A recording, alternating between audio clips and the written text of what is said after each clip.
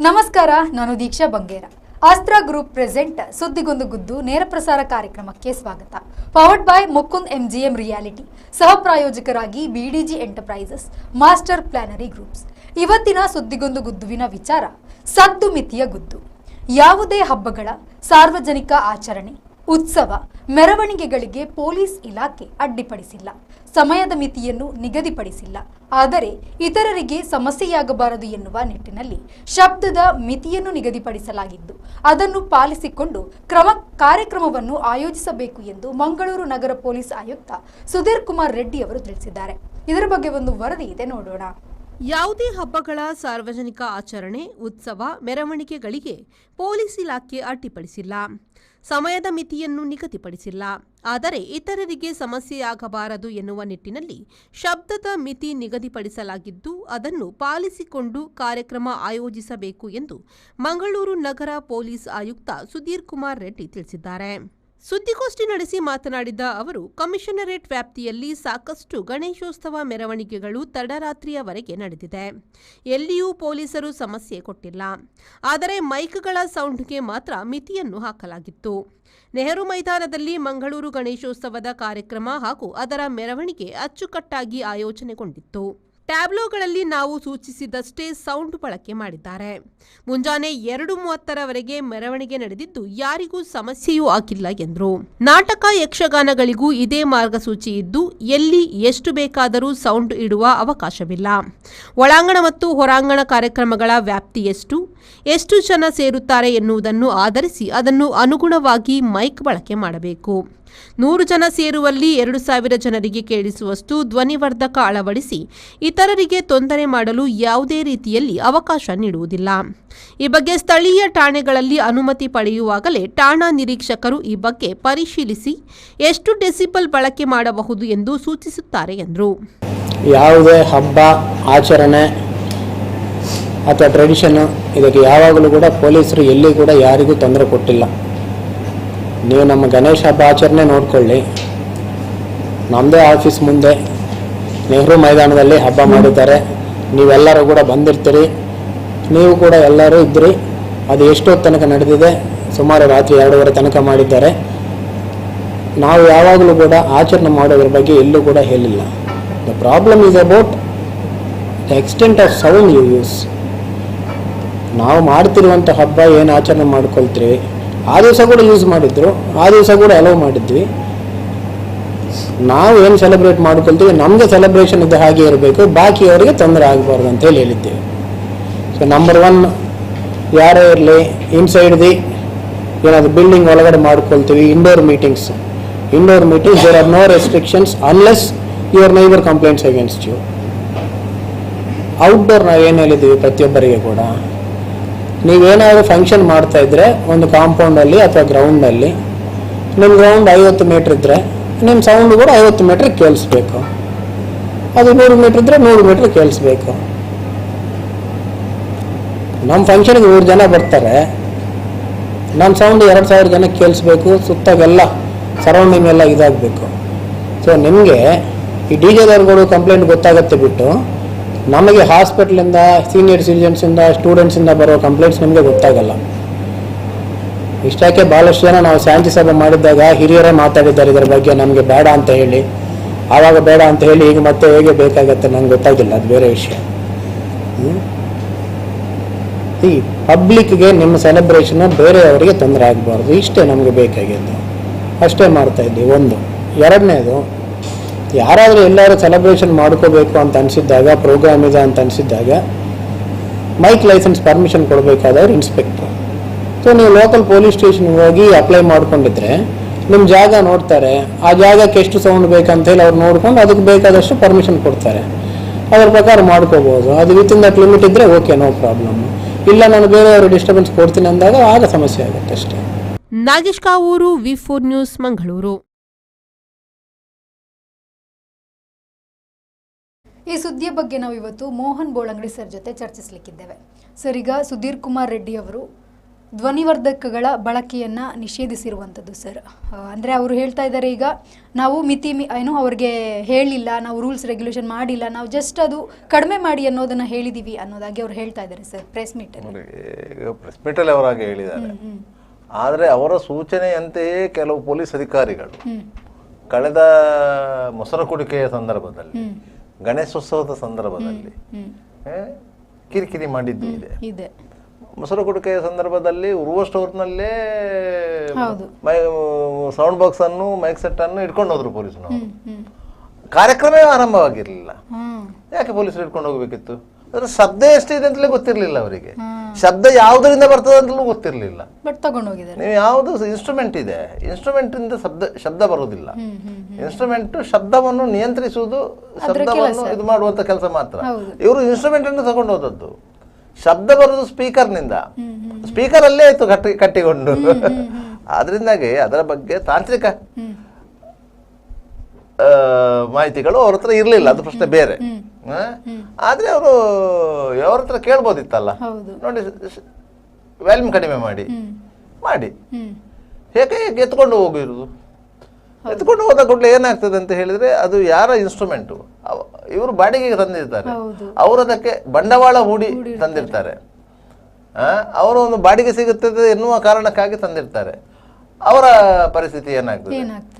ನೀವು ಪೊಲೀಸರು ಯಾವುದನ್ನು ಮಾಡಿ ಕಾನೂನು ಸುವ್ಯವಸ್ಥೆ ಕಾಪಾಡಲಿಕ್ಕೆ ಏನು ಕ್ರಮಗಳನ್ನು ಕೈಗೊಳ್ಬೇಕಾ ಅದನ್ನು ನಾಜೂಕಾಗಿ ಮಾಡಿ.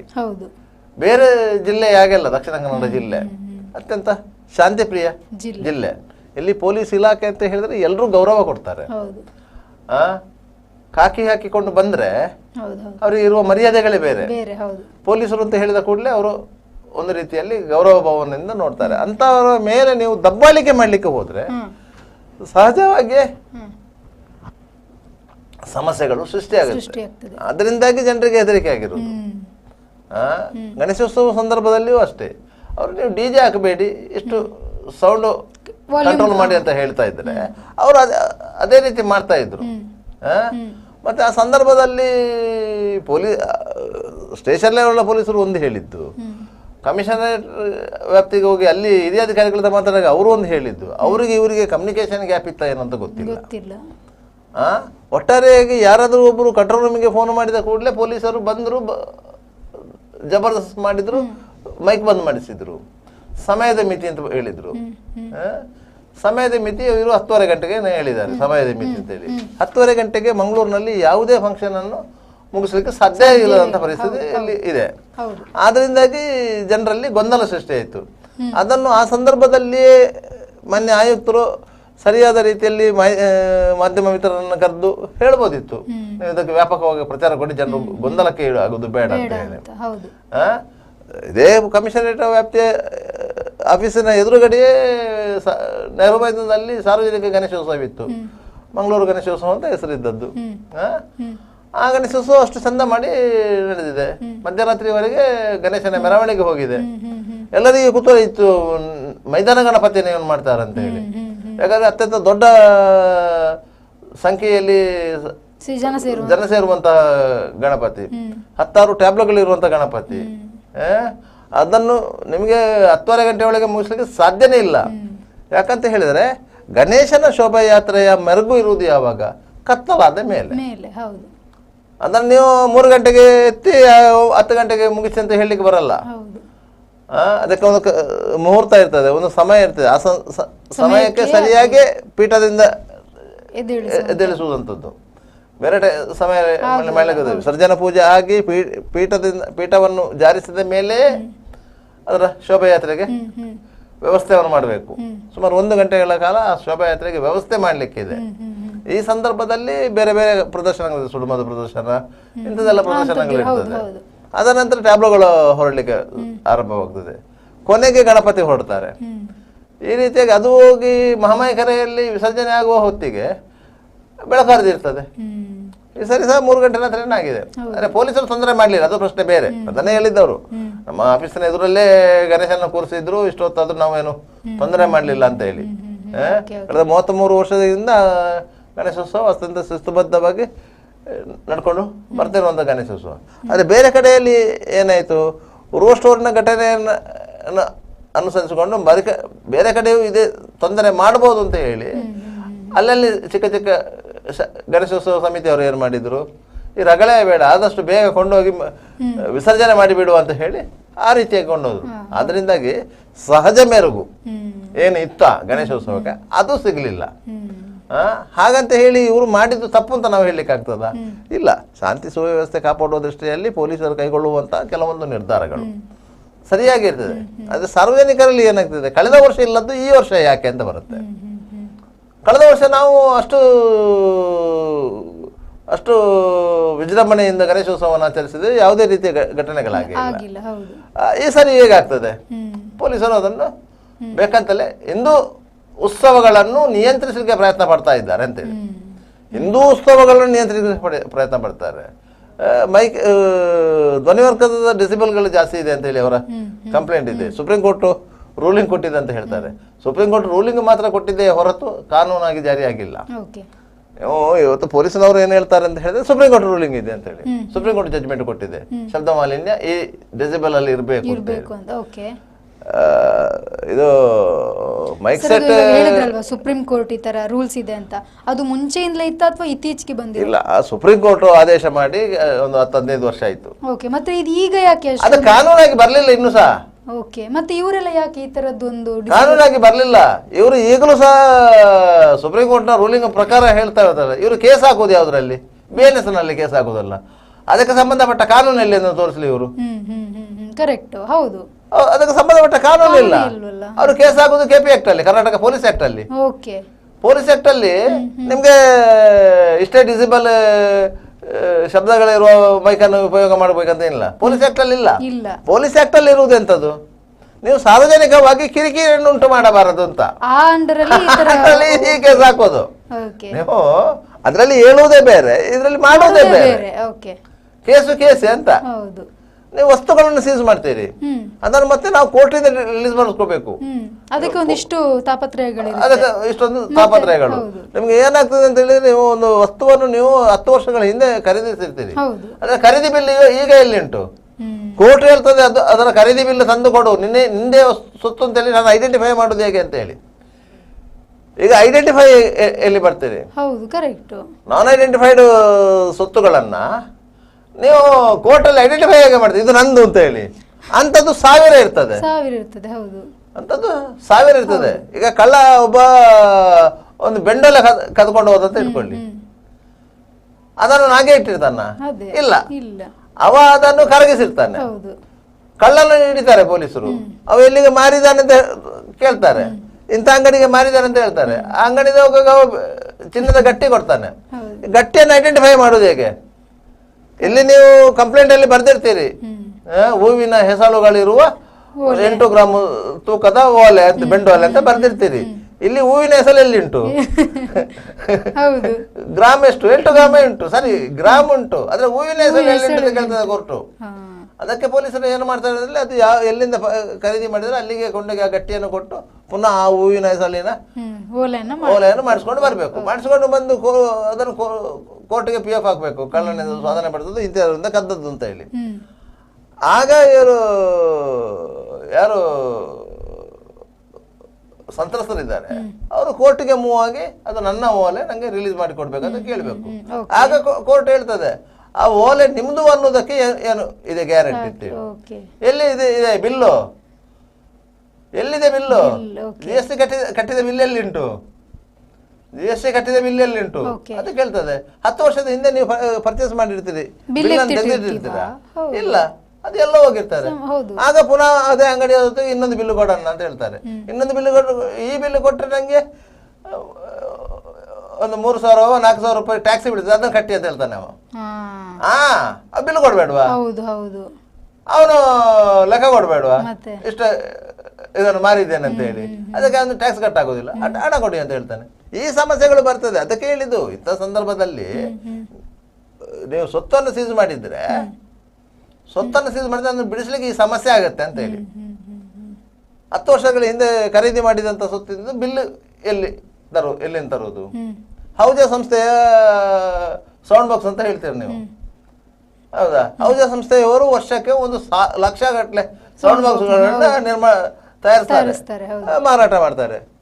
ನಿಮಗೆ ನೀವೇ ಪರ್ಚೇಸ್ ಮಾಡಿದ ಸೌಂಡ್ ಬಾಕ್ಸ್ ಅಂತ ಏನಿದೆ ಅದಕ್ಕೊಂದು ನಂಬರ್ ಇದೆಯಾ? ಇಲ್ಲ. ಅದೇ ಸಮಸ್ಯೆ ಆಗಿರೋದು. ನಿಮಗೆ ಹೊಯ್ಗೆ ಆಗಿರ್ಲಿ, ಕಲ್ಲಾಗಿರ್ಲಿ, ಇದೆಲ್ಲ ಅನ್ಐಡೆಂಟಿಫೈಡ್ ಪ್ರಾಪರ್ಟಿಗಳು. ಅದನ್ನ ಐಡೆಂಟಿಫೈ ಮಾಡ್ಲಿಕ್ಕೆ ಆಗೋದಿಲ್ಲ. ಕೋರ್ಟ್ ಕೇಳುದು ಐಡೆಂಟಿಫಿಕೇಶನ್ ಎಲ್ಲಿಂದ ತರುವುದು? ಈ ಸಮಸ್ಯೆ ಆಗುತ್ತೆ. ಈ ಸಮಸ್ಯೆಗಾಗಿ ಆಗುದು ಬೇಡ ಅಂತ ಹೇಳಿ ಜನರು ಈ ಪೊಲೀಸರು ಏನು ಹೇಳ್ತಾರೆ ಅದನ್ನು ಕೇಳಿಕೊಂಡು ಹೋಗಿರುವುದು. ಇದರಿಂದಾಗಿ ಜನರಿಗೆ ಇದು ಏನಾಗಿತ್ತು ಅಂತ ಹೇಳಿದ್ರೆ, ರಾಜ್ಯದಲ್ಲಿ ನೋಡಿ ಕಾಂಗ್ರೆಸ್ ಸರ್ಕಾರ ಅಸ್ತಿತ್ವದಲ್ಲಿ, ಸಹಜವಾಗಿ ಇಲ್ಲಿ ಹಿಂದೂ ಪರ ಸಂಘಟನೆಗಳ ಪ್ರಾಬಲ್ಯ ಇದೆ. ಇಲ್ಲಿ ಎಲ್ಲ ಕಡೆಗಳಲ್ಲಿ ಭಾರತೀಯ ಜನತಾ ಪಕ್ಷದ ಶಾಸಕರಿರುವಂಥದ್ದು ಉಳ್ಳಾಲ ಮತ್ತು ಪುತ್ತೂರನ್ನು ಹೊರತುಪಡಿಸಿದೆ. ಅಂದರೆ ಉಳ್ಳಾಲದವರಾದರೆ ಅವರು ಸಹ ಹಿಂದೂಗಳೊಟ್ಟಿಗೆ ಇರುವಂಥ ಶಾಸಕರು. ಪುತ್ತೂರಿನವರು ಸಂಘ ಪರಿವಾರದಲ್ಲಿ ಇದ್ದಂಥವರು ಅನಿವಾರ್ಯ ಕಾರಣಕ್ಕೆ ಕಾಂಗ್ರೆಸ್ಗೆ ಹೋಗಿ ಶಾಸಕರಾದವರು. ಆದ್ದರಿಂದ ಇಡೀ ಜಿಲ್ಲೆಯಲ್ಲಿ ಏನಾಗ್ತದೆ, ಇಂಥ ಒಂದು ಘಟನೆಗಳಾದ ಕೂಡಲೇ ಸರ್ಕಾರ ಇದನ್ನು ಹಿಂದುತ್ವವನ್ನು ಮಟ್ಟ ಹಾಕ್ಲಿಕ್ಕೆ ಇಂಥ ಒಂದು ಪ್ರಯತ್ನ ಮಾಡ್ತದೆ ಅಂತ ಹೇಳಿ ಒಂದು ಭಾವನೆ ಬರುತ್ತೆ. ಹಿಂದುತ್ವವನ್ನು ಮಟ್ಟ ಹಾಕ್ಲಿಕ್ಕೆ ಪ್ರಯತ್ನ ಹಿಂದೂಗಳ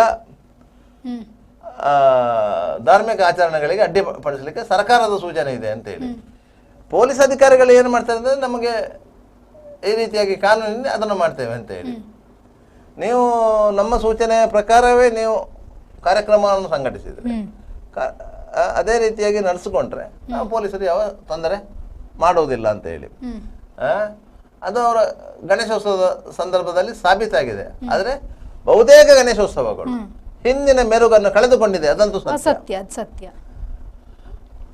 ನೆಹರು ಮೈದಾನದ ಗಣೇಶೋತ್ಸವದಲ್ಲಿ ಸುಮಾರು 20ಕ್ಕಿಂತ ಹೆಚ್ಚಿನ ಟ್ಯಾಬ್ಲೋಗಳು ಇರ್ತಾ ಇತ್ತು. ಆದರೆ ಈ ಸಾರಿ ಅದಕ್ಕಿಂತ ಕಡಿಮೆ ಸಂಖ್ಯೆಯ ಟ್ಯಾಬ್ಲೋಗಳಿತ್ತು. ಆ ಮೆರುಗನ್ನು ಕಳೆದುಕೊಂಡಿದ್ದಾರೆ. ಯಾಕಂತ ಹೇಳಿದ್ರೆ ಪೊಲೀಸರು ಈ ರೀತಿಯಾಗಿ ರಿಸ್ಟ್ರಿಕ್ಷನ್ ಮಾಡ್ತಾ ಇದ್ದಾರೆ. ಪೊಲೀಸರು ಟ್ಯಾಬ್ಲೋವನ್ನು ಸೀಸ್ ಮಾಡ್ಬೋದು, ಟ್ಯಾಬ್ಲೋಗೆ ಬಳಕೆ ಮಾಡಿದಂಥ ಸೊತ್ತುಗಳನ್ನು ಸೀಸ್ ಮಾಡ್ಬೋದು, ಮೈಕ್ ಸೆಟ್ಗಳನ್ನು ಸೀಸ್ ಮಾಡ್ಬೋದು, ಸ್ಪೀಕರ್ಗಳನ್ನು ಸೀಸ್ ಮಾಡ್ಬೋದು ಎನ್ನುವ ಭಯದಲ್ಲಿ ಆ ಸಾಹಸ ಬೇಡ, ನಾವು ಹೋಗಿ ಮೆರವಣಿಗೆ ನೋಡ್ಕೊಂಡು ಬಂದು ಅಂತ ಹೇಳಿ ಹೋಗಿದ್ದಾರೆ.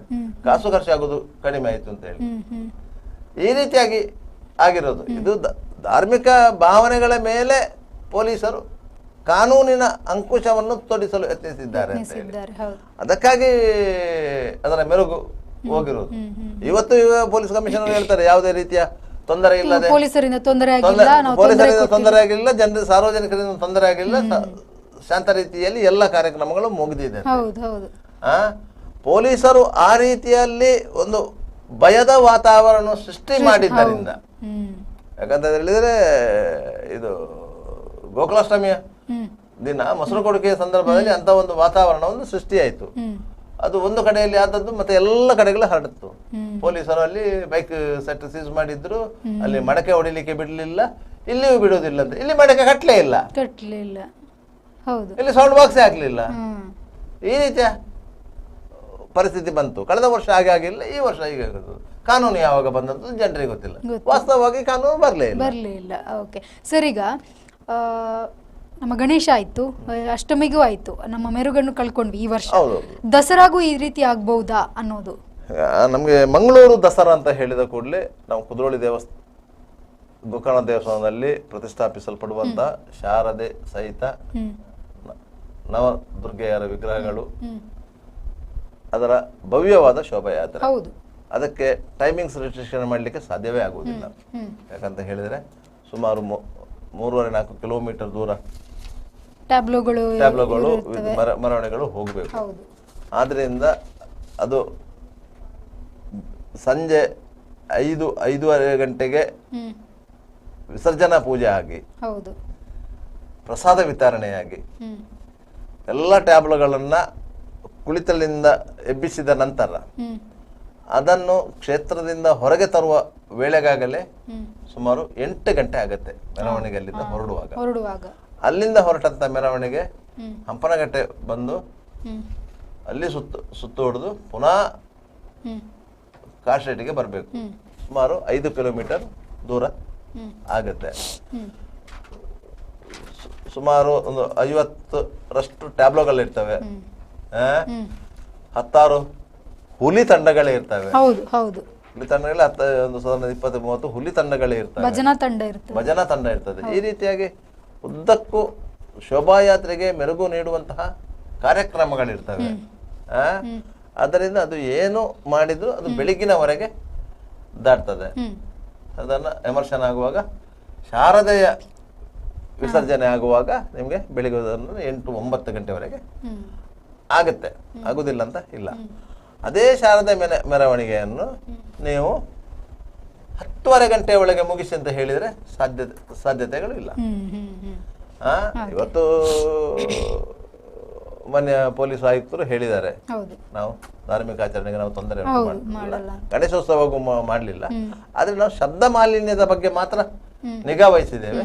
ಅದೇ ರೀತಿಯಾಗಿ ಅದನ್ನು ಮಾಡಿದ್ರೆ ಪೊಲೀಸರು ತೊಂದರೆ ಉಂಟು ಮಾಡಲಿಲ್ಲ. ಸಮಯದ ಮಿತಿಯನ್ನು ನಾವು ನಿಗದಿಪಡಿಸಿಲ್ಲ ಅಂತ ಹೇಳಿದ್ದಾರೆ. ಯಾಕಂದ್ರೆ ಸಾಮಾನ್ಯವಾಗಿ ಸಾರ್ವಜನಿಕವಾಗಿ ನಡೆಯುವಂತಹ ಧಾರ್ಮಿಕ ಆಚರಣೆಗಳಿಗೆ ಸಮಯದ ಮಿತಿಯನ್ನು ನಿಗದಿಪಡಿಸಲಿಕ್ಕೆ ಆಗುವುದಿಲ್ಲ. ಸಮಯದ ಮಿತಿಯನ್ನು ನಿಗದಿಪಡಿಸಬೇಕು ಅನ್ನುವಂತ ಯಾವುದೇ ಸೂಚನೆಗಳಿಲ್ಲ, ಯಾವುದೇ ಕಾನೂನುಗಳು ಇಲ್ಲ. ಅಂದ್ರೆ ನಿಮಗೆ ಅದು ಭಾವಕ್ಕೆ ಬಿಟ್ಟ ವಿಚಾರ, ಅವರವರ ಭಾವಕ್ಕೆ ಬಿಟ್ಟ ವಿಚಾರ, ಅದನ್ನು ನಿಯಂತ್ರಣ ಮಾಡಲಿಕ್ಕೆ ಆಗೋದಿಲ್ಲ. ಯಾಕಂತ ಹೇಳಿದ್ರೆ ಅದು ಸಾರ್ವಜನಿಕರು ಒಟ್ಟಾಗಿ ಒಗ್ಗೂಡಿ ಮಾಡುವಂತ ಒಂದು ಕಾರ್ಯಕ್ರಮ. ಅದನ್ನು ನೀವು ಪೊಲೀಸ್ ಬಲ ಉಪಯೋಗ ಮಾಡಿಕೊಂಡು ಅದನ್ನು ತಡೀತೇನೆ ಅಂತ ಹೊರಟ್ರೆ ಅದು ಬ್ಯಾಕ್ ಫೈರ್ ಆಗತ್ತೆ, ಜನರಿಗೆ ರೋಷ ಉಕ್ಲಿಕ್ಕೆ ಸ್ಟಾರ್ಟ್ ಆಗ್ತದೆ. ನಮ್ಮ ಧಾರ್ಮಿಕ ಆಚರಣೆಗೆ ಅಡ್ಡಿಪಡಿಸ್ತಾ ಇದ್ದಾರೆ ಅಂತ ಹೇಳಿ. ಈಗ ಮೈಕ್ ಪರ್ಮಿಷನ್ ವಿಚಾರದಲ್ಲಿ ಮೈಕ್ ಪರ್ಮಿಷನ್ ಅಂತ ಹೇಳಿದ್ರೆ ಪೊಲೀಸರಿಗೆ ಇರುವ ಅಧಿಕಾರ, ಏಕೈಕ ಅಧಿಕಾರ ಇರುವುದು ಪೊಲೀಸರಿಗೆ ಮೈಕ್ ಪರ್ಮಿಷನ್ ನ ಬಗ್ಗೆ. ಧ್ವನಿವರ್ಧಕ ಬಳಸಬೇಕಾದ್ರೆ ನೀವು ಪೊಲೀಸರಿಂದ ಮೈಕ್ ಪರ್ಮಿಷನ್ ತಗೊಳ್ಬೇಕು. ಮೊದಲೆಲ್ಲ ತಹಶೀಲ್ದಾರ್ ಖಜಾನೆಯಲ್ಲಿ ಚಲನ ಕಟ್ಟಬೇಕಿತ್ತು, ಆ ಚಲನ ಇಟ್ಕೊಂಡು ಹೋಗಿ ಮೈಕ್ ಪರ್ಮಿಷನ್ ಕೇಳಬೇಕಿತ್ತು. ಈಗ ಬೆಂಗಳೂರಿನಲ್ಲಿ ಚಲನ ಕಟ್ಟಲಿಕ್ಕೆ ಆಗ್ತದೆ, ಕಮಿಷನರ್ ಆಫೀಸಲ್ಲಿ ಚಲನ ಕಟ್ಟಲಿಕ್ಕೆ ಆಗ್ತದೆ ಪರ್ಮಿಷನ್ ಕೇಳುವಾಗ. ಆಗ ಅದಕ್ಕೆ ಒಂದು 20 ಕಂಡೀಷನ್ಸ್ ಇರ್ತದೆ, ಇಂತಿಂಥ ಕಂಡೀಷನ್ ಅಡಿಯಲ್ಲಿ ನಿಮಗೆ ಪರ್ಮಿಷನ್ ಕೊಟ್ಟಿರೋದು ಅಂತ ಹೇಳಿ. ನಾವು ಆ ಕಂಡೀಷನ್ ಓದ್ಲಿಕ್ಕೆ ಹೋಗುದಿಲ್ಲ, ಪರ್ಮಿಷನ್ ಕೊಟ್ಟರು ನಾವು ಬಂದೆವು. ಅವರು ಹೇಳುದು ನಾವು 20 ಕಂಡೀಷನ್ ಹಾಕಿದ್ದೇವೆ, ನೀವು ಅದನ್ನು ಓದಿದ್ದೀರಾ, ಅದ್ರಲ್ಲಿ ಇಂಥ ಕಂಡೀಷನ್ ವೈಲೇಷನ್ ಆಗ್ತಿದೆ ನೋಡಿ ಅಂತ. ನಿಮಗೆ ಅವರ ಹತ್ರ ಕಾನೂನು ಮಾತಾಡ್ಲಿಕ್ಕೆ ಸಾಧ್ಯ ಆಗುದಿಲ್ಲ. ಪೊಲೀಸರ ಹತ್ರ ನೀವು ಕಾನೂನು ಮಾತನಾಡಿ ನೀವು ಸಾಧ್ಯನೇ ಇಲ್ಲ, ಅದು ಮೇಲೆ ಬೆಳಿಗ್ಗೆ ಸಾಧ್ಯ ಇಲ್ಲ. ಯಾಕಂದ್ರೆ ಅವರು ಒಂದಕ್ಕೆ ಮತ್ತೊಂದು ಕಾನೂನನ್ನು ತರ್ತಾರೆ. ಒಂದು ಸೆಕ್ಷನ್ ಇರ್ತದೆ, ಸೆಕ್ಷನ್ಗೆ 5 ಸಬ್ ಕ್ಲಾಸ್ಗಳು ಇರ್ತವೆ. ಆ ಸಬ್ ಕ್ಲಾಸ್ ಅನ್ನು ಇಟ್ಕೊಂಡು ಹೋಗ್ತಾರೆ. ಸೆಕ್ಷನ್ ಹೀಗೆ ಹೇಳ್ತದೆ, ಸಬ್ ಕ್ಲಾಸ್ಗಳು ಹೀಗೆ ಹೇಳ್ತದೆ ಅಂತ ಹೇಳಿ. ಆ ರೀತಿಯಾಗಿ ಸಾರ್ವಜನಿಕರನ್ನು ಹೇಗೆ ನಿಯಂತ್ರಣದಲ್ಲಿ ಇಟ್ಕೊಳ್ಬೇಕಾ, ಅದಕ್ಕೆ ಅವರು ಕಾನೂನಿನ ಅಂಕುಶವನ್ನು ಆಗ್ತಾರೆ. ಅದರಿಂದಾಗಿ ಪೊಲೀಸರ ವಾದ ಮಾಡ್ಲಿಕ್ಕೆ ಆಗುದು. ಒಂದು ವೇಳೆ ಪೊಲೀಸರ ವಾದ ಮಾಡಿದ್ರು ಅಂತ ಹೇಳಿದ ಕೂಡಲೇ ನಿಮ್ಮ ಮೇಲೆ ಮತ್ತೊಂದು ಕೇಸು ಬೀಳ್ತದೆ, ಸರ್ಕಾರಿ ಕರ್ತವ್ಯಕ್ಕೆ ಅಡ್ಡಿಪಡಿಸಿದ್ರು ಅಂತೇಳಿ. ಅಷ್ಟೇ ಆಗೋದು. ಅದಕ್ಕೆ ಪೊಲೀಸರ ಮಾತಾಡ್ಲಿಕ್ಕೆ ಹೋಗುದಿಲ್ಲ. ಅವ್ರು ಹೇಳಿದನ್ನು ಕೇಳಿಕೊಂಡು ಇದ್ದದನ್ನು ಇದ್ದ ಹಾಗೆ ಸುಧಾರಿಸಿಕೊಂಡು ಹೋಗುವುದು ಅಂತ ಹೇಳಿ. ಓಕೆ ಸರ್, ಇದ್ರ ಬಗ್ಗೆ ಮಾತಾಡೋಣ. ಇದೀಗ ಸುದ್ದಿಯಲ್ಲಿ ಚಿಕ್ಕ ವಿರಾಮ.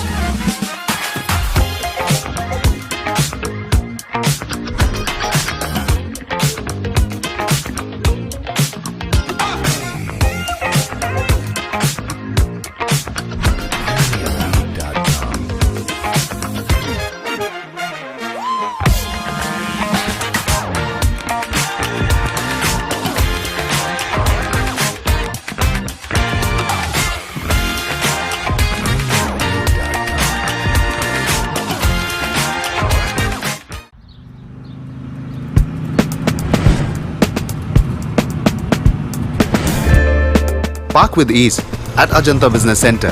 with security access and convenience at your fingertips. Step into a welcoming lobby where a warm smile greets you and your clients. With top-tier amenities, Ajanta set the stage for our success, leading us to Ashoka Business Center as a next upgrade. Invest in workspaces managed by Vortex. Invest smart. Invest in Mangaluru. The Father Mullah Charitable Institutions, the most modern linear accelerator, only one of its kind in this region for specific burning of cancer cells. We have all precision equipments and instruments for both invasive and non-invasive surgical procedures and diagnosis, ultrasonic color Doppler, CT scan and MRI machines. The operation theaters are equipped with contemporary equipments, high-tech intensive care units, neo and postnatal units, burns unit, cath lab and cardiothoracic units are fully equipped. Our NICU is the largest in the city. The blood bank and cell separator and casualty are 24-hour services. The Father Mullah Charitable Institutions.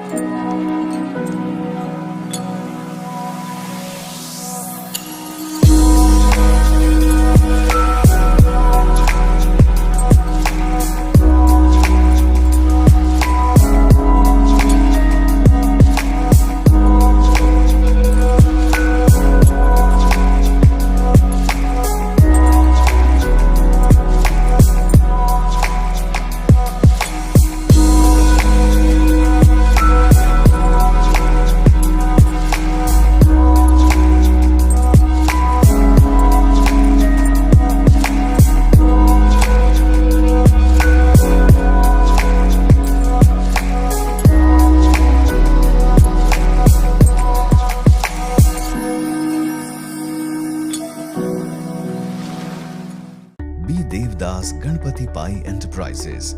All kinds of quality and attractive material available at one place. Biggest showroom in Mangalore city. Admired by public at large. The showroom of your choice. B. Devdas Ganpati Pai Enterprises near New Chitra Talkies, Mangalore.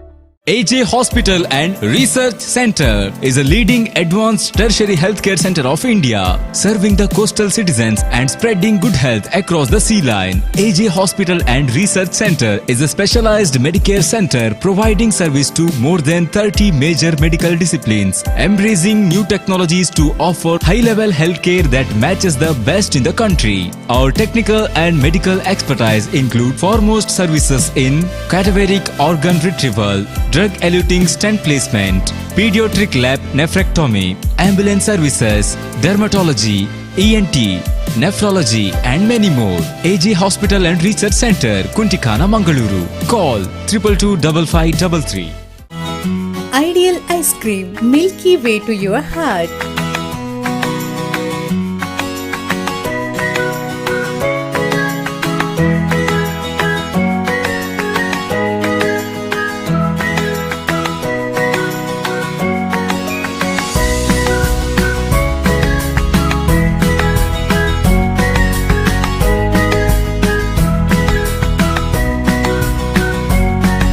Embellished with a variety of fruits and flavored with rich crunch and chips, they treat your taste buds. Ideal Ice Cream.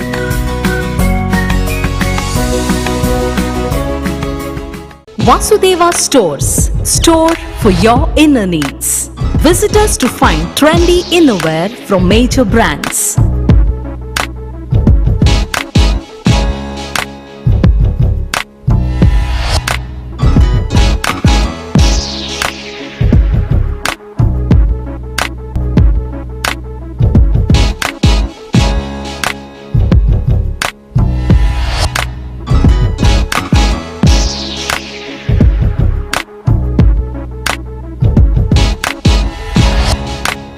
Visit Vasudeva Stores, ground floor, Ideal Towers near Sharavu Ganapati Temple, Mangaluru.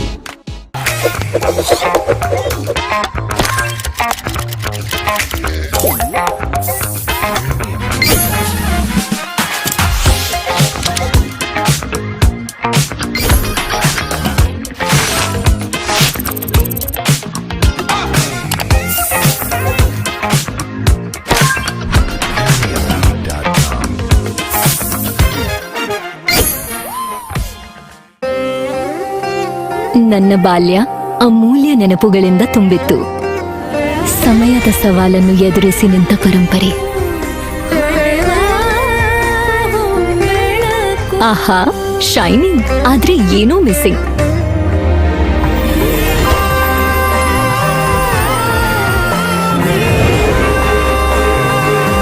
ಶತಮಾನದ ವಾರಸುದಾರಿಕೆಯ ಹೊಸ ಮುಖ ಭೀಮಾ. ಬದಲಾವಣೆ ಹೊಳೆಯುತ್ತಿದೆ.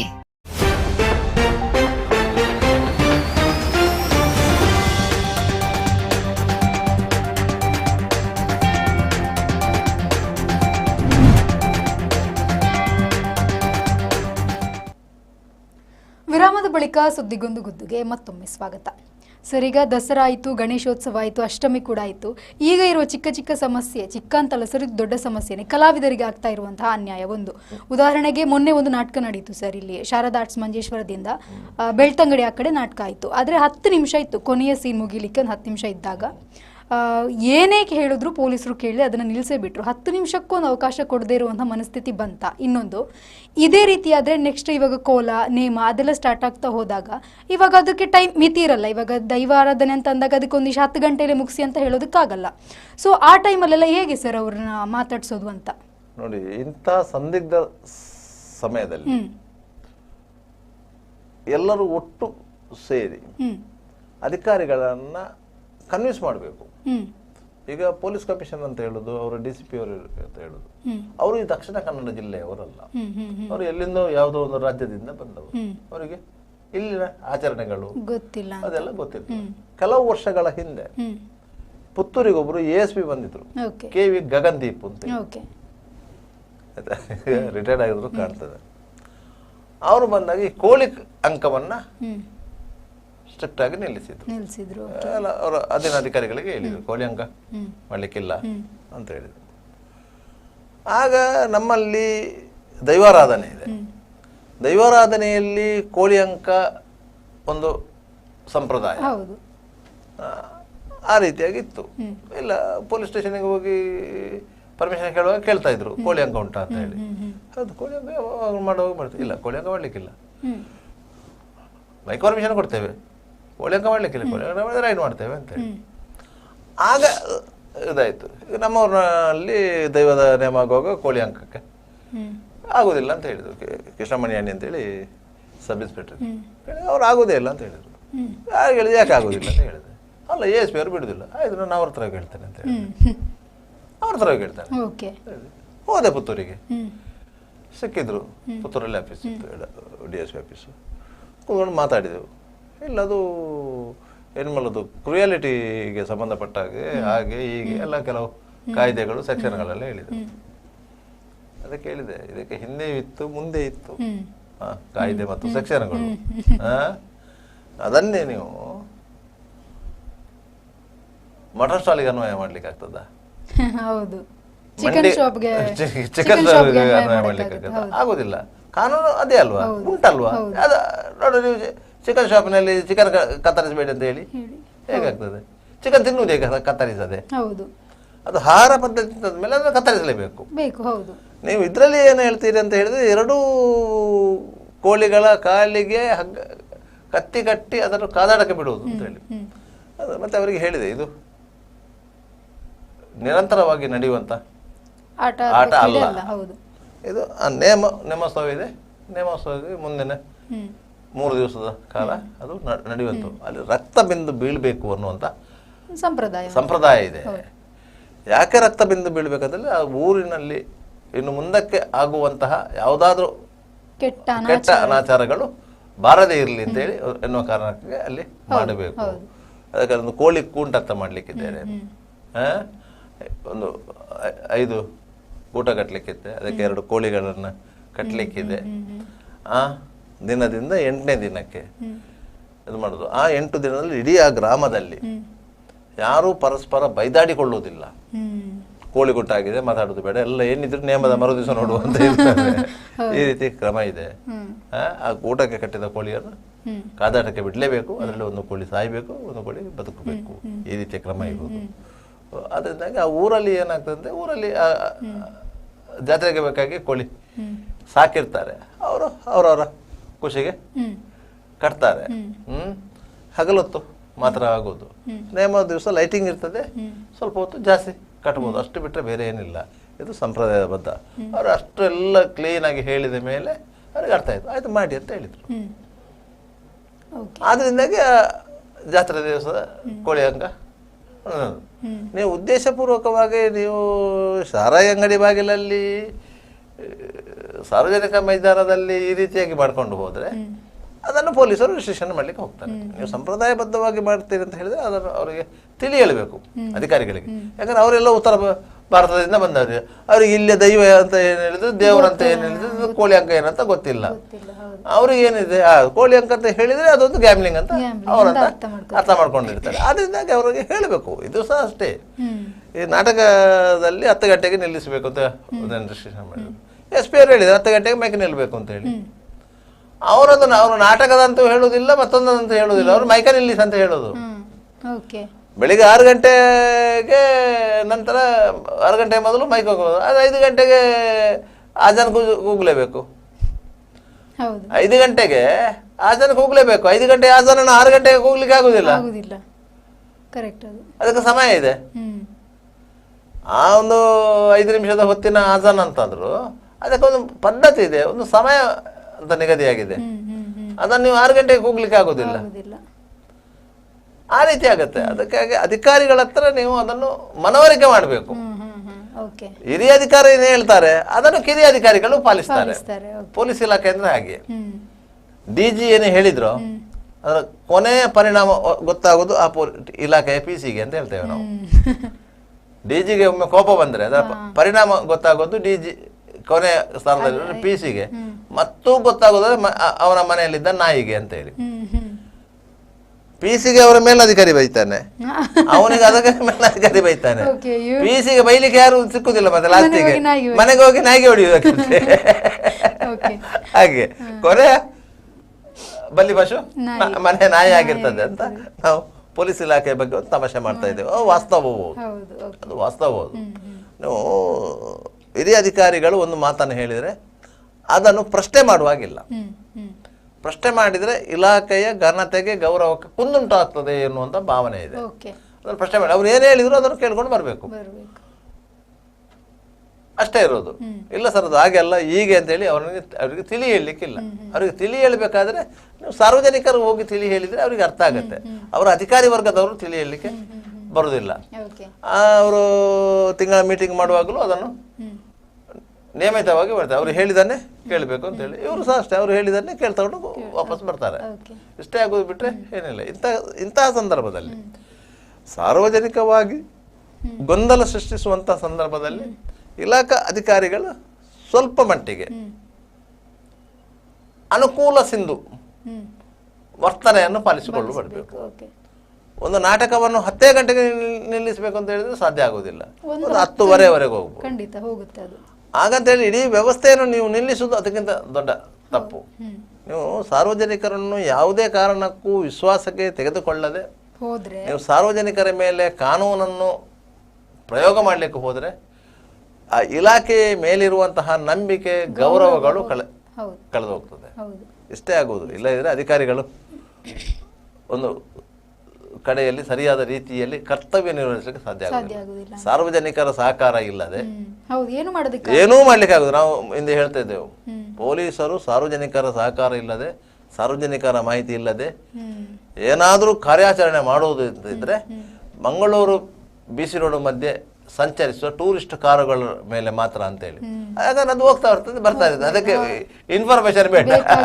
ಯಾವ ಕಾರಣ ನಿಲ್ಲಿಸಿದ್ರೆ ಅದರಲ್ಲಿ 2 ಜನ ಜಾಸ್ತಿ ಇರ್ತಾರೆ. ಹಾಗೆ ಹಾಗೆ ಹೇಳ್ತಾ ಇದ್ದೆ. ವಾಸ್ತವವಾಗಿ ಸಾರ್ವಜನಿಕರು ನೀವು ವಿಶ್ವಾಸಕ್ಕೆ ತಗೊಂಡು ಅಂದ್ರೆ ನೀವು ನಿಮ್ಮ ಠಾಣಾ ವ್ಯಾಪ್ತಿಯಲ್ಲಿ ಕಾನೂನು ಮತ್ತು ಶಿಸ್ತು ಕಾಪಾಡಲಿಕ್ಕೆ ಅತ್ಯಂತ ಅನುಕೂಲಕರವಾಗಿದೆ. ಸರ್, ಈಗ ಈ ಧ್ವನಿವರ್ಧಕದ್ದು ಸಮಸ್ಯೆ ಅಂತಲೇ ಹೇಳ್ಬೋದು. ಇದನ್ನ ಅದು ಮಂಗಳೂರಿಗೆ ಮಾತ್ರ ಅನ್ವಯ ಆಗಿದೆಯಾ ಅಥವಾ ಬೇರೆ ಎಲ್ಲಾದ್ರೂ ಈ ರೀತಿಯ ಸಮಸ್ಯೆಗಳನ್ನ ಎದುರಿಸ್ತಾ ಇದ್ದಾರಾ ಅಂತ ಬೇರೆ ಜಿಲ್ಲೆಗಳಲ್ಲಿ? ಬೇರೆ ಜಿಲ್ಲೆಗಳಲ್ಲಿ ಇಲ್ಲ.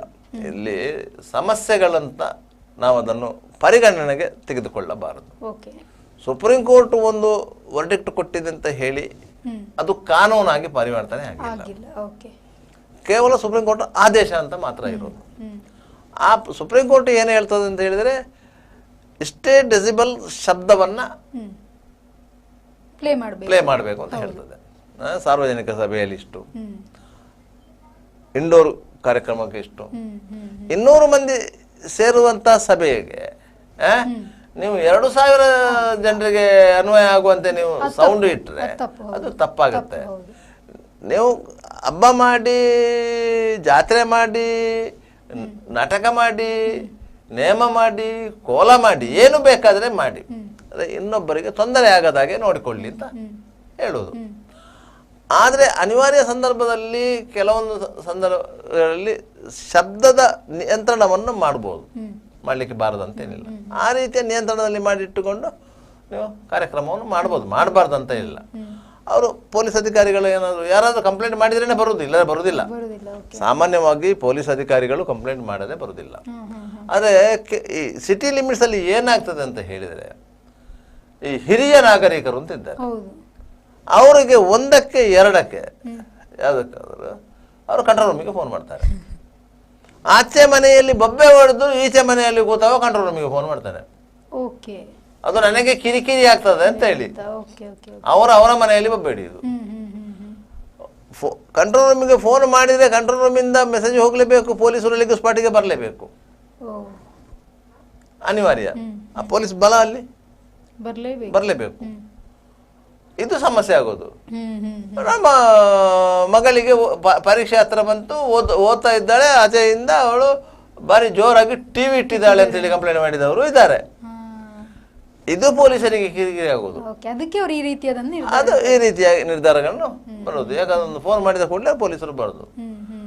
ನಾಟಕ ಒಂದು ನಾಟಕ ಮಾಡ್ತಾರಂತ ಇಟ್ಕೊಳ್ಳಿ, ಸಾರ್ವಜನಿಕರು ಊರಿನ ಜನರೆಲ್ಲ ಸೇರಿ ಅಲ್ಲಿ 2 ಗುಂಪುಗಳಿರ್ತವೆ. ಆ ಒಂದು ಗುಂಪಿನವರು ಪೊಲೀಸರಿಗೆ ಫೋನ್ ಮಾಡ್ತಾರೆ, 10 ಗಂಟೆ ಆಯ್ತು ನಾಟಕ ನಿಲ್ಲಿಲ್ಲ ಅಂತ, ಅವ್ರು ಬಂದ್ ಮಾಡಲಿಲ್ಲ ಅಂತ ಹೇಳಿ. ಆ ಸಂದರ್ಭದಲ್ಲಿ ಪೊಲೀಸರು ಬಂದು ಅನಿವಾರ್ಯವಾಗಿ ಬಂದ್ ಮಾಡಿಸ್ತಾರೆ. ಇದರಿಂದ ಏನಾಗ್ತದೆ ಅಂತ ಹೇಳಿದ್ರೆ, ಸಾರ್ವಜನಿಕವಾದಂತ ಸ್ವಾಸ್ಥ್ಯ ಇದು ಹಾಳಾಗ್ತದೆ. ಆಗ ತೊಂದರೆ ಆದವನು ಏನು ಮಾಡ್ತಾನೆ, ಯಾರು ಕಂಪ್ಲೇಂಟ್ ಮಾಡಿದವನಂತ ಹುಡ್ಕೊಂಡು ಹೋಗ್ತಾನೆ.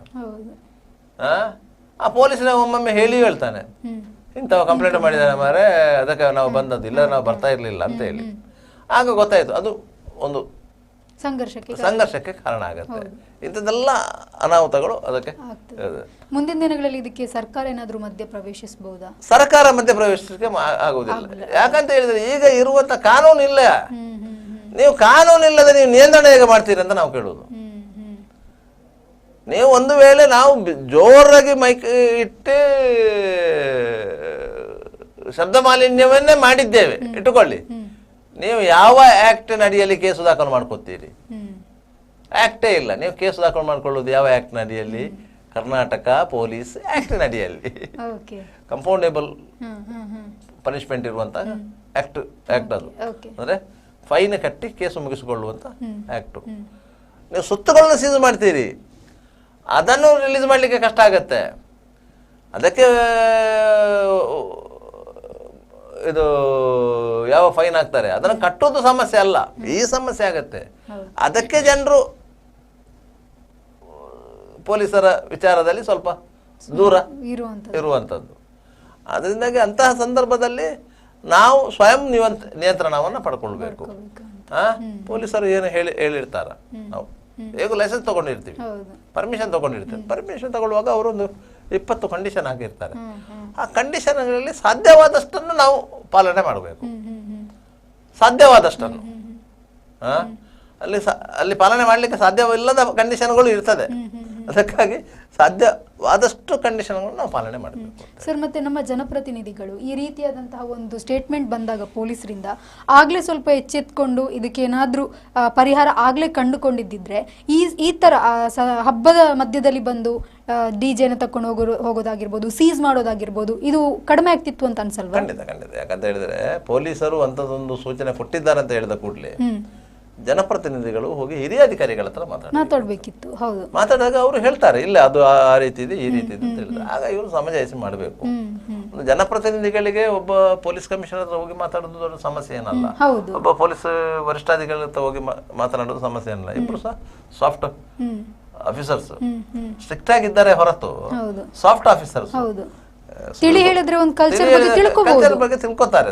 ತಿಳ್ಕೊಳ್ಳೋದಿಲ್ಲ ಏನು ಅಷ್ಟು ತಿಳ್ಕೊಳ್ಳೋದೇನು ಅವರು IPS ಪರೀಕ್ಷೆ ಪಾಸ್ ಮಾಡಿ ಬಂದು ಕೂತ್ಕೊಳ್ಳಿಲ್ಲ ಅವರು.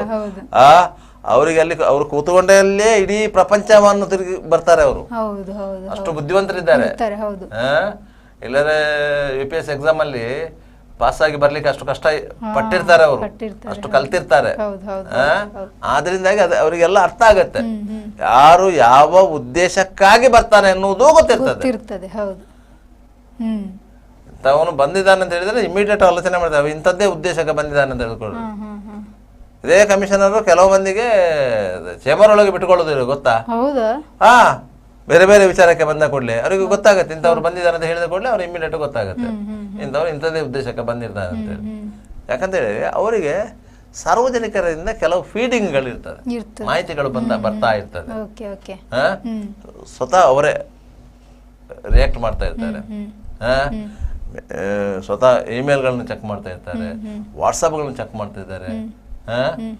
ಒಂದು ಫೇಸ್ಬುಕ್ ಪೋಸ್ಟ್ ಹಾಕಿದ್ರೆ ಅದನ್ನು ಚೆಕ್ ಮಾಡ್ತಾರೆ ಇಮಿಡಿಯೇಟ್ ಆಗಿ. ಮೊನ್ನೆ ಒಂದು ಪೋಸ್ಟ್ ಗಾರ್ಡ್ನ ಮಹೇಶ್ ವಿಕ್ರಮ್ ಹೆಗ್ಡೆ ಅವರನ್ನ ಆ ಫೇಸ್ಬುಕ್ ಪೋಸ್ಟನ್ನು ಕಮಿಷನ್ ಆಫೀಸಲ್ಲಿ ನೋಡಿ ಅಲ್ಲಿಂದ ಮಾಹಿತಿ ಹೋಗಿ ಅಲ್ಲಿ ಸೋಮೋಟ ಕೇಸ್ ಆಗಿ ಮಹೇಶ್ ಹೆಗ್ಡೆ ಅವರನ್ನು ಕರೆಸಿ ಅಲ್ಲಿ ಅರೆಸ್ಟ್ ಮಾಡಿ ಈಗ ಜೈಲಲ್ಲಿ ಇಟ್ಟಿರೋದು. ಇವತ್ತು ಜಾಮೀನು ಆಗ್ಬೋದು, ಪ್ರಶ್ನೆ ಬೇರೆ. ಅದೇ ಒಂದು ಫೇಸ್ಬುಕ್ ಪೋಸ್ಟಿಗೆ ಆ ರೀತಿಯ ಒಂದು ಕಾನೂನು ಕ್ರಮ ಜರುಗ್ತದಂತಾದ್ರೆ ಆಗ ನಾವು ಕೇಳ್ಬೋದು ಇಷ್ಟು ಫೇಸ್ಬುಕ್ ಅಲ್ಲಿ ಬೈತಾ ಇದ್ದಾರೆ ಅವರಿಗೇನು ಆಗೋದಿಲ್ಲ ಅಂತ ಹೇಳಿ. ನೀವು ಸಾರ್ವಜನಿಕವಾಗಿ ಬೈಯುವುದು, ಒಬ್ಬನನ್ನು ಬೈಯುವುದು, ನೀವು ಆ ವ್ಯಕ್ತಿಯನ್ನು ಸಾರ್ವಜನಿಕವಾಗಿ ಹೀಯಾಳಿಸುವುದು, ಇದು ಕಾನೂನು ಪ್ರಕಾರ ಅಪರಾಧ. ಒಬ್ಬ ವ್ಯಕ್ತಿಯನ್ನು ನೀವು ಗುರಿಯಾಗಿಸಿಕೊಂಡು ಮಾಡಿದರೆ ಆ ವ್ಯಕ್ತಿಗೆ ಸ್ವಾತಂತ್ರ್ಯ ಇದೆ, ಹೋಗಿ ಕಂಪ್ಲೇಂಟ್ ಕೊಡೋದು, ಅವನು ಹೋಗಿ ಕಂಪ್ಲೇಂಟ್ ಕೊಡಬೇಕು. ಅದನ್ನು ಪೊಲೀಸರು ಮಾಡ್ಲಿಕ್ಕೆ ಆಗೋದಿಲ್ಲ. ಇಲ್ಲಿ ಮುಖ್ಯಮಂತ್ರಿಗಳ ಮೇಲೆ ಬರೆದಕ್ಕೆ ಅವರು ಸೋಮೋಟ ತಗೊಂಡಿದ್ದಾರೆ. ಮುಖ್ಯಮಂತ್ರಿಗಳು ಬಂದು ಇಲ್ಲಿ ಕಂಪ್ಲೇಂಟ್ ಕೊಡ್ಲಿಕ್ಕೆ ಬರಲ್ಲ, ಮುಖ್ಯಮಂತ್ರಿಗಳು ಬಂದು ಇಲ್ಲಿ ಕಂಪ್ಲೇಂಟ್ ಕೊಡ್ಲಿಕ್ಕೆ ಆಗಲ್ಲ. ಅಂದ್ರೆ ಮುಖ್ಯಮಂತ್ರಿಗೆ ಪ್ರತಿನಿಧಿಗಳಾಗಿ ಅವರ ಒಂದು ಸರ್ಕಾರದ ಮುಖ್ಯಸ್ಥರಾಗಿ ಅವರು ಹೆಡ್, ಅವರು ಬಂದು ಕಂಪ್ಲೇಂಟ್ ಕೊಡ್ಲಿಕ್ಕೆ ಆಗೋದಿಲ್ಲ. ಅದರಿಂದಾಗಿ ಅವರು ಇಲ್ಲಿ ಸೋಮೋಟೋ ಕೇಸು ದಾಖಲು ಮಾಡ್ಕೊಂಡಿದ್ದಾರೆ. ಸರ್, ಇದ್ರ ಬಗ್ಗೆ ಈಗ ಕೆಪಿಸಿಸಿ ಪ್ರಧಾನ ಕಾರ್ಯದರ್ಶಿಯಾದಂತಹ ಮಾಜಿ ಕೆಪಿಸಿಸಿ ಪ್ರಧಾನ ಕಾರ್ಯದರ್ಶಿಯಾದಂತಹ ಪದ್ಮರಾಜ್ ಆರ್ ಪೂಜಾರಿ ಇದ್ದಾರೆ. ಸರ್, ಕಾರ್ಯಕ್ರಮಕ್ಕೆ ಸ್ವಾಗತ. ನಮಸ್ಕಾರ ಸರ್. ಈಗ ಧ್ವನಿವರ್ಧಕಗಳ ಬಳಕೆಗೆ ಮಿತಿ ಇರಲಿ ಅಂತ ಸುಧೀರ್ ಕುಮಾರ್ ರೆಡ್ಡಿ ಅವರು ಹೇಳಿರುವಂತದ್ದು ಸರ್. ಸರಿ. ಇವಾಗ ಕಾರ್ಯಕ್ರಮಗಳಲ್ಲಿ ಈಗ ಗಣೇಶ ಚತುರ್ಥಿ ಆಗಿರಬಹುದು, ಮೊನ್ನೆ ನಡೆದ ಅಷ್ಟಮಿಗಾಗ್ಲಿ ಬಂದು ಏಕಾಏಕಿ ಬಂದು ಸ್ಪೀಕರ್ಗಳನ್ನೆಲ್ಲ ತೆಗೆದಿರುವಂತದ್ದು ನಡೆದಿದೆ ಸರ್. ಸೊ ಇದ್ರ ಬಗ್ಗೆ ನೀವೇನ್ ಹೇಳ್ತೀರಾ ಅಂತ? ನೋಡಿ, ಎಲ್ಲಿಯೂ ಕೂಡ ಏಕಾಏಕಾಗಿ ಬಂದು ಸ್ಪೀಕರ್ ಗಳನ್ನು ತೆಗೆದುವಂತದ್ದು ಕೆಲಸ ಎಲ್ಲಿಯೂ ಕೂಡ ಆಗ್ಲಿಲ್ಲ. ಇಲ್ಲಿ ಏನಾಗಿದೆ ಅಂತ ಹೇಳಿದ್ರೆ ಸಂಪರ್ಕ ಕೊರತೆ. ಯಾರು ಆಯೋಜಕರಿದ್ದಾರೆ ಹಾಗೆ ಪೊಲೀಸ್ ಡಿಪಾರ್ಟ್ಮೆಂಟ್ ಇವರ ನಡುವೆ ಆಯೋಜಕರ ಒಂದು ಮಿಸ್ಕಮ್ಯುನಿಕೇಶನ್ ಇಂದ ಈ ತರ ಆಗಿರುವಂತದ್ದು. ಈ ಹಬ್ಬ ಹರಿದಿನಗಳ ಶಿಸ್ತುಬದ್ಧವಾದ ಒಂದು ಶ್ರದ್ಧಾಭಕ್ತಿಯ ಆಚರಣೆಗೆ ಎಲ್ಲಿ ಕೂಡ ಪೊಲೀಸ್ನವರಾಗ್ಲಿ ಸರ್ಕಾರವಾಗ್ಲಿ ತಡೆ ಒಡ್ಡಿರುವಂತದ್ದು ಇಲ್ಲ. ನಾನು ಆ ವಿಚಾರವನ್ನ ಮೊದಲಿನ ದಿವಸ ಗಣೇಶ ಚತುರ್ಥಿಯ ಮೊದಲೇ ನಾನು ಮಾತನಾಡಿ ಇದ್ರ ಬಗ್ಗೆ ಒಂದು ಪ್ರೆಸ್ ಕಾನ್ಫರೆನ್ಸ್ ಅನ್ನು ಕೂಡ ನಾನು ಕರೆದಿದ್ದೆ. ಅದರ ನಂತರ ಎಲ್ಲಿ ಈ ತರ ಘಟನೆಗಳು ಆಯ್ತು, ಉದಾಹರಣೆಗೆ ನಮ್ಮ ಪುಂಜಲ್ಕಟ್ಟೆಯಲ್ಲಿ ಘಟನೆ ಆಯ್ತು, ಇದ್ರ ಬಗ್ಗೆ ನಾನು ಅವರಲ್ಲಿ ಮಾಹಿತಿ ಪಡೆದುಕೊಂಡಿದ್ದೇನೆ. ಪೊಲೀಸ್ನವರು 10 ಗಂಟೆಗೆ ಸೌಂಡ್ ಅನ್ನು ಸ್ವಲ್ಪ ಕಡಿಮೆ ಮಾಡಿ ಆದಷ್ಟು ಬೇಗ ಮುಗಿಸಿ ಅನ್ನುವಂತಹ ಒಂದು ವಿನಂತಿಯನ್ನು ಮಾಡಿಕೊಂಡಾಗ ಇವರು ಸುಮಾರು 11:15 ಗಂಟೆ ಆದ್ರೂ ಇವರು ಅದನ್ನು ಕಡಿಮೆ ಕೂಡ ಮಾಡಲಿಲ್ಲ. 11:15 ಗಂಟೆಗೆ ಸ್ವಲ್ಪ ಜನರು ಅವರ ಪೊಲೀಸ್ನವರ ಮೇಲೆ ಸ್ವಲ್ಪ ಏನೋ ಒಂದು ಅಶಾಂತಿಯ ವಾತಾವರಣ ಉಂಟು ಮಾಡುವ ಹಾಗೆ ಮಾಡಿದ್ರಿಂದ ಅಲ್ಲಿ ಸ್ವಲ್ಪ ಪರಿಸ್ಥಿತಿ ಗಂಭೀರವಾಯ್ತು ಅನ್ನುವಂಥದ್ದು.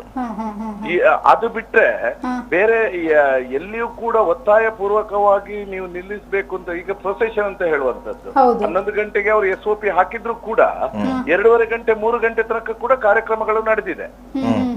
ಎಲ್ಲಿಯೂ ಕೂಡ ಅದನ್ನು ನಿಲ್ಲಿಸುವಂತ ಕೆಲಸ ಮಾಡ್ಲಿಲ್ಲ. ವಿಶೇಷವಾಗಿ ಈಗ ನಮಗ್ ಕೂಡ ಕಾಳಜಿ ಇದೆ, ನಮ್ಮ ತುಳುನಾಡಿನ ಸಂಸ್ಕೃತಿ ಇದನ್ನೆಲ್ಲ ನೋಡ್ಬೇಕಾದ್ರೆ ಇದಕ್ಕೆ ತೊಂದರೆ ಆಗ್ಬಾರ್ದು ಅನ್ನುವಂತ ಕಾಳಜಿ ನಮಗ್ ಕೂಡ ಇದೆ. ಈಗ ನಮ್ಮ ಮಂಗಳೂರು ದಸರಾವನ್ನು ನಾವು ಮಾಡ್ತಾ ಇದ್ದೇವೆ. ಮಂಗಳೂರು ದಸರಾದ ಬಗ್ಗೆಯೂ ಕೂಡ ಏನು ಅನ್ನುವಂತ ಪ್ರಶ್ನೆ ಇದೆ. ಮಂಗಳೂರು ದಸರಾದಲ್ಲೂ ಈ ರೀತಿಯಾದ ಘಟನೆ ಆಗಬಹುದಾ ಅನ್ನೋದು? ಇಲ್ಲ, ಖಂಡಿತವಾಗ್ಲೂ ಇಲ್ಲ. ಮಂಗಳೂರು ದಸರಾ ಕೂಡ ಯಾವತ್ತಿನ ಹಾಗೆ ಒಂದು ಶಿಸ್ತುಬದ್ಧವಾಗಿ ಧಾರ್ಮಿಕ ಒಂದು ಅಡಚಣೆಗಳಿಗೆ, ಜನರ ಭಾವನೆಗಳಿಗೆ ತೊಂದರೆ ಆಗದಂತೆ ಒಳ್ಳೆ ರೀತಿಯಿಂದ ನಡೆಯುತ್ತೆ. ಇದಕ್ಕೆ ಬೇಕಾದ ವ್ಯವಸ್ಥೆನ ಆಡಳಿತ ಸಮಿತಿ ಈಗಾಗಲೇ ಜಿಲ್ಲಾಡಳಿತದೊಂದಿಗೆ ಮಾತನಾಡಿ ನಾವು ವ್ಯವಸ್ಥೆಯನ್ನು ಮಾಡಿಕೊಂಡಿದ್ದೇವೆ. ಸರ್, ಈಗ ನೀವು ಹೇಳಿದ್ರಿ ಈ ತರ ಎಲ್ಲೂ ಆಗಿಲ್ಲ ಅಂತ.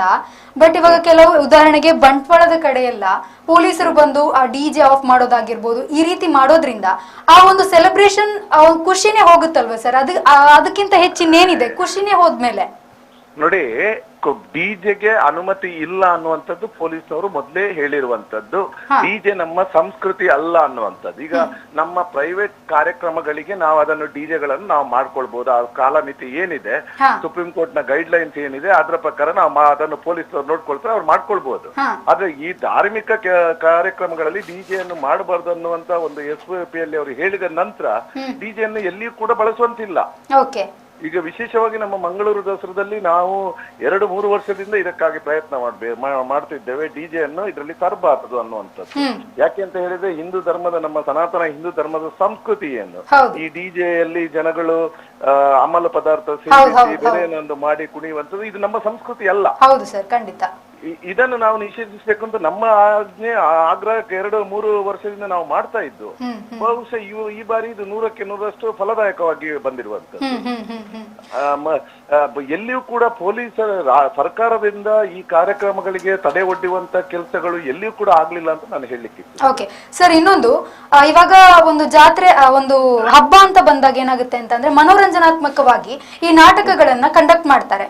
ಸೊ ನಾಟಕ ಮುಗಿಯೋದಕ್ಕೆ ಒಂದು 10 ನಿಮಿಷ ಇದ್ರೂ ಕೂಡ ಇಲ್ಲ, ಟೈಮ್ ಆಗಿದೆ, ಆಫ್ ಮಾಡಿ ಅನ್ನುವಷ್ಟು ಮಟ್ಟಿಗೆ ಯಾಕೆ ಸರ್ ಅದೊಂದು ಅವರಿಗೆ ಆಕ್ರೋಶ ಅಥವಾ ಏನ್ ಹೇಳ್ಬೋದು ಅದಕ್ಕೆ? ನೋಡಿ, ನಾನು ಹೇಳ್ತೇನೆ, ಯಾವುದೇ ವಿಚಾರಗಳನ್ನು ನಾವು ರಾಜಕೀಯವಾಗಿ ಬಿಟ್ಟು ಒಂದು ಒಳ್ಳೆಯ ಉದ್ದೇಶವನ್ನು ಇಟ್ಕೊಂಡು ಸಂಪರ್ಕವನ್ನು ಸಾಧಿಸಿದ್ರೆ ಎಲ್ಲದನ್ನೂ ಮಾಡ್ಲಿಕ್ಕೆ ಸಾಧ್ಯತೆ ಇದೆ. ಯಾರು ಕೂಡ ಅಡ್ಡಿಪಡಿಸುವಂತದ್ದು ಇಲ್ಲ.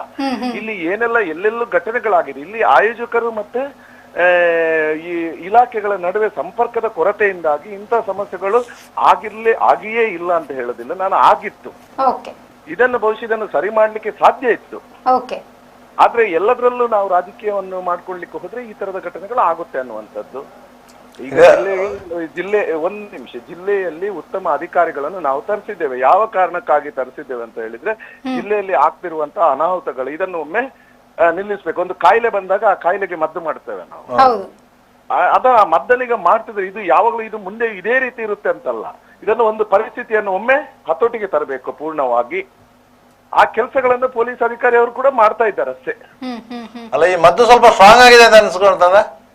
ನೋಡಿ, ಸ್ಟ್ರಾಂಗ್ ಒಮ್ಮೊಮ್ಮೆ ನಮಗೆ ಅನ್ಸಿದ್ರು ಕೂಡ ಕೆಲವೊಮ್ಮೆ ನಾವು ಇದನ್ನು ಸಹಿಸ್ಕೊಳ್ಬೇಕಾಗುತ್ತೆ. ಕಾಯಿಲೆ ಗುಣ ಆಗ್ಬೇಕು ಅಂತಾದ್ರೆ ಕೆಲವೊಮ್ಮೆ ಬೇಕೇ ಬೇಕು ಅನ್ನುವಂಥದ್ದು. ಓಕೆ ಓಕೆ ಸರ್, ಧನ್ಯವಾದಗಳು ಸರ್ ನಮ್ಮ ಕಾರ್ಯಕ್ರಮದಲ್ಲಿ ಮಾಹಿತಿ. ಧನ್ಯವಾದಗಳು. ನೋಡಿ, ಸಾರ್ವಜನಿಕ ಸಮಾರಂಭಗಳಲ್ಲಿ ಈಗ ಇರುವುದು ಶಬ್ದ ಮಾಲಿನ್ಯದ ವಿಚಾರಗಳು ಮಾತ್ರ, ಟೈಮಿಂಗ್ಸ್ ವಿಚಾರ ಸಹ ಇಲ್ಲ. ನೀವು ಟೈಮಿಂಗ್ಸ್ ಅನ್ನು, ನೀವು ಶಬ್ದ ಮಾಲಿನ್ಯವನ್ನು ನಿಯಂತ್ರಣ ಮಾಡಿಕೊಂಡು ನೀವು ಟೈಮಿಂಗ್ಸ್ ಅನ್ನು ಮುಂದುವರಿಸಿಕೊಂಡು ಹೋದ್ರೆ ಏನು ತೊಂದರೆ ಇಲ್ಲ ಅಂತ ಹೇಳಿ ಮಂಗಳೂರು ನಗರ ಪೊಲೀಸ್ ಕಮಿಷನರ್ ಹೇಳಿದ್ದಾರೆ. ಸುಮಾರು 16 ಪೊಲೀಸ್ ಸ್ಟೇಷನ್ ವ್ಯಾಪ್ತಿ ಅವರಿಗೆ ಬರುತ್ತೆ. ಅದರ ಮಿಕ್ಕ ವ್ಯಾಪ್ತಿ ಜಿಲ್ಲಾ SP ಅವರಿಗೆ ಬರ್ತದೆ. ಅವರು ಅದನ್ನು ಅನುಮೋದಿಸ್ತಾರೆ ಅಂತ ಕಾಣ್ತದೆ. ಅದರಿಂದ ಕಾರ್ಯಕ್ರಮ ಆಯೋಜಕರು ಪೊಲೀಸರೊಂದಿಗೆ ಸರಿಯಾದ ರೀತಿಯಲ್ಲಿ ಸಂವಹನ ಮಾಡಿ ಕಾರ್ಯಕ್ರಮವನ್ನು ನಿಗದಿಪಡಿಸಬೇಕು. ಶಬ್ದ ಮಾಲಿನ್ಯ ಒಂದು ಹೊರತುಪಡಿಸಿದರೆ, ಯಾಕಂದರೆ ಸುಪ್ರೀಂ ಕೋರ್ಟ್ ಗೈಡ್ಲೈನ್ಸ್ ಇದೆ ಅಂತ ಹೇಳಿ, ಅದೊಂದು ಹೊರತುಪಡಿಸಿದರೆ ಬೇರೆ ಯಾವುದೇ ರೀತಿಯಲ್ಲಿ ತೊಂದರೆಗಳಿಲ್ಲ. ನಾಡ್ದು ಶಾರದೋತ್ಸವ ಬರುತ್ತೆ, ಮಂಗಳೂರು ದಸರಾ ಅಂತ ಹೇಳಿ ಮಂಗಳೂರಿಗೆ ಬಂದರೆ ಇಡೀ ಜಿಲ್ಲೆಯಲ್ಲಿ ಶಾರದೋತ್ಸವಗಳಿದೆ. ಅಲ್ಲಲ್ಲಿ ಶಾರದೆಗಳನ್ನು ಕೂರಿಸಿ ಶಾರದೆಗಳ ಮೆರವಣಿಗೆಗಳು ನಡೆಯುತ್ತೆ. ಆ ಸಂದರ್ಭದಲ್ಲಿ ಯಾವುದೇ ಕಾರಣಕ್ಕೂ 11 ಗಂಟೆಯ ಒಳಗೆ ವಿಸರ್ಜನೆ ಮಾಡಲಿಕ್ಕೆ ಸಾಧ್ಯ ಆಗುವುದಿಲ್ಲ. ಮತ್ತು ಕಳೆದ ವರ್ಷವೂ ಅದಕ್ಕಿಂತ ಮೊದಲನೇ ವರ್ಷವನ್ನು ಸರ್ಕಾರಿ ಶಾಲೆಗಳಲ್ಲಿ ಶಾರದೆಯನ್ನು ಇರಬಾರ್ದು ಅಂತ ಹೇಳಿ ಸರ್ಕಾರದಿಂದ ಒಂದು ಸುತ್ತೋಲೆ ಬಂದಿತ್ತು. ಅದಕ್ಕೆ ವಿರೋಧವಾಯಿತು. ಯಾಕಂದ್ರೆ ಶತಮಾನಗಳ ಇತಿಹಾಸ ಇರುವಂತಹ ಶಾಲೆಗಳಲ್ಲಿ ಶಾರದೋತ್ಸವ ಮಾಡ್ತಾರೆ. ಆದರೆ ಆ ಶಾಲೆಯಲ್ಲಿ ಬೇರೆ ಧರ್ಮದ ವಿದ್ಯಾರ್ಥಿಗಳು ಕಲಿತಾರೆ ಎಂದು ಕಾರಣಕ್ಕಾಗಿ ಶಾರದೋತ್ಸವವನ್ನು ನಿಲ್ಲಿಸೋದು ಸರಿಯಲ್ಲ ಅಂತ ಮತ್ತೆ ಅದನ್ನು BO ಅವರು ಅದೇ ನೋಟಿಸ್ ಕೊಟ್ಟಿದ್ರು, ಮತ್ತೆ ಅದನ್ನು ವಾಪಸ್ ತಗೊಂಡಿದ್ರು. ಅದರಿಂದಾಗಿ ಈಗ ಶಾರದೋತ್ಸವ ಬಗ್ಗೆ ಯಾವುದೇ ರೀತಿಯ ಗೊಂದಲಗಳು ಇಲ್ಲ, ಅದು ಸುಸೂತ್ರವಾಗಿ ನಡೀತದೆ. Okay, thank you sir. ನಮ್ಮ ಈ ಒಂದು ಕಾರ್ಯಕ್ರಮದಲ್ಲಿ ಇಷ್ಟೊತ್ತು ಮಾಹಿತಿಯನ್ನು ನೀಡಿದ್ದಕ್ಕೆ. ನೋಡಿದ್ರಲ್ವ ವೀಕ್ಷಕರೇ, ಇದಾಗಿತ್ತು ಇವತ್ತಿನ ನಮ್ಮ ಸುದ್ದಿಗೊಂದು ಗುದ್ದುವಿನ ಸುದ್ದಿ. ಮುಂದೆ ಇನ್ನಷ್ಟು ಸುದ್ದಿನ ನಾವು ನಿಮಗೋಸ್ಕರ ತಗೊಂಡು ಬರ್ತೀವಿ. ಅಲ್ಲಿವರೆಗೂ ನೋಡ್ತಾ ಇರಿ V4 news.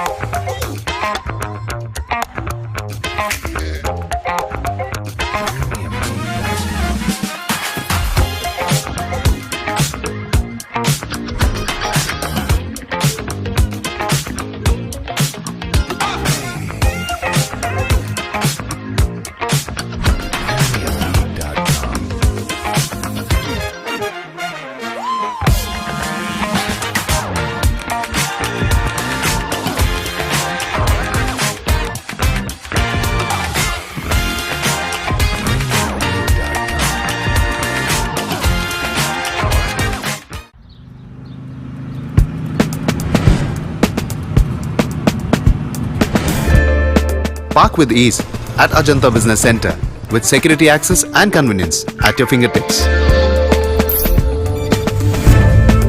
Step into a welcoming lobby where a warm smile greets you and your clients. With top-tier amenities, Ajanta set the stage for our success, leading us to Ashoka Business Center as a next upgrade. Invest in workspaces managed by Vertex. Invest Smart. Invest in Mangaluru. The Father Mullah Charitable Institutions, the most modern linear accelerator, only one of its kind in this region for specific burning of cancer cells. We have all precision equipments and instruments for both invasive and non-invasive surgical procedures and diagnosis, ultrasonic color Doppler, CT scan and MRI machines. The operation theaters are equipped with contemporary equipments, high-tech intensive care units, neo and postnatal units, burns unit, cath lab and cardiothoracic units are fully equipped. Our NICU is the largest in the city. The blood bank and cell separator and casualty are 24-hour services. The Father Mullah Charitable Institutions.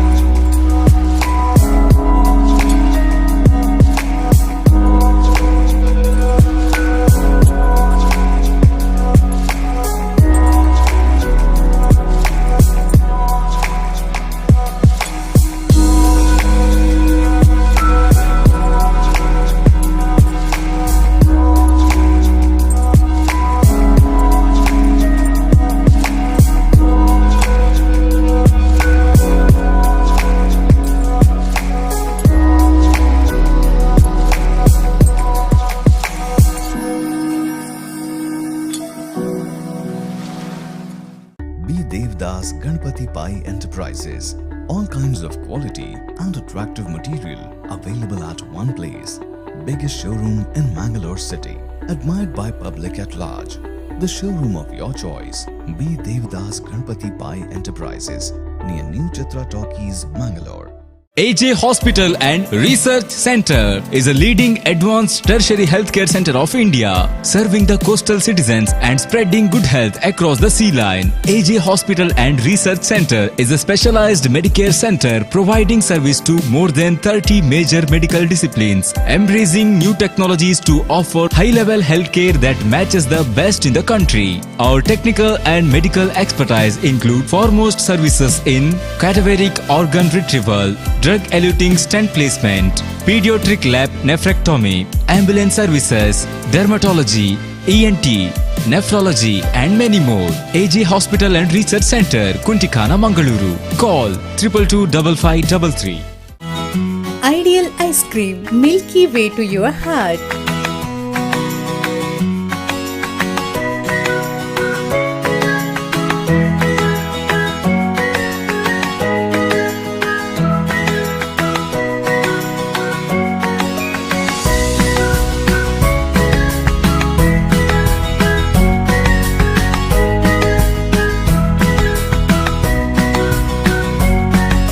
Embellished with a variety of fruits and flavored with rich crunch and chips. They treat your taste buds. Ideal ice cream.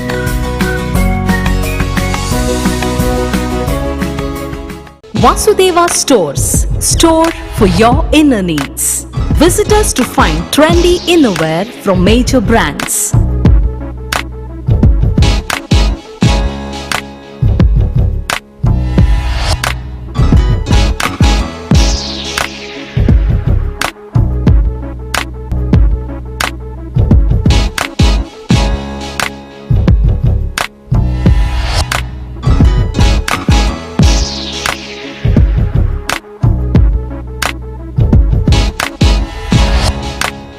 Visit Vasudeva Stores, ground floor, Ideal Towers near Sharavu Ganapati Temple, Mangaluru.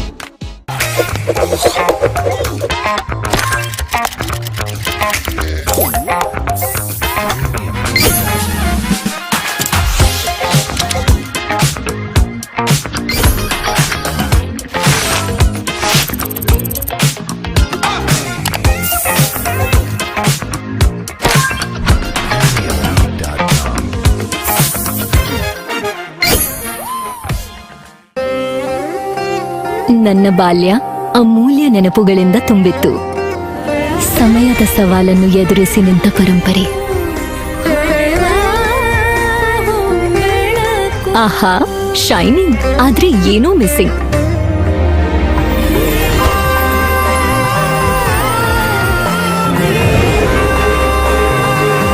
ಶತಮಾನದ ವಾರಸುದಾರಿಕೆಯ ಹೊಸ ಮುಖ.